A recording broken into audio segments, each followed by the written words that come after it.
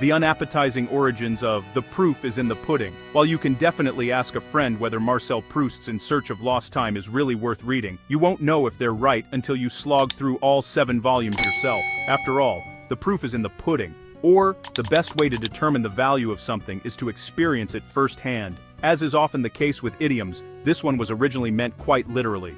According to the Oxford Dictionary of Proverbs, the earliest known written reference to the phrase comes from English antiquarian William Camden's 1623 volume Remains Concerning Britain, and similar maxims, though not necessarily pudding-specific, date as far back as the 1300s.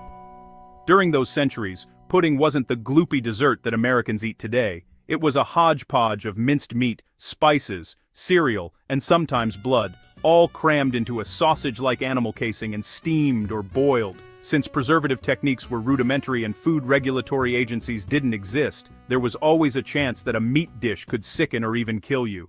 Unfortunately, as Merriam-Webster explains, the only way to find out if it was dangerous was to dig in. It's really less about the proof being in the pudding and more about eating the pudding to find the proof. Which brings us to our next point. Analogy and D-O.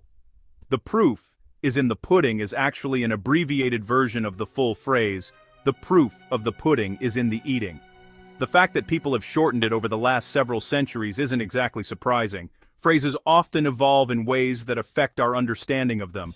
One bad apple, for example, is really one bad apple spoils the whole bunch, though people sometimes use the truncated version to mean exactly the opposite.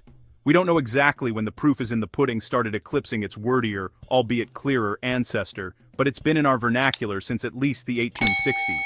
As Grammarphobia reports, engineer Henry Dirks used it in his 1863 novel Joseph Anstey, and it appeared again in an 1867 issue of the Farmer's Magazine. Considering the abridged adage is roughly 160 years old, you can probably use it freely, without fear of being corrected.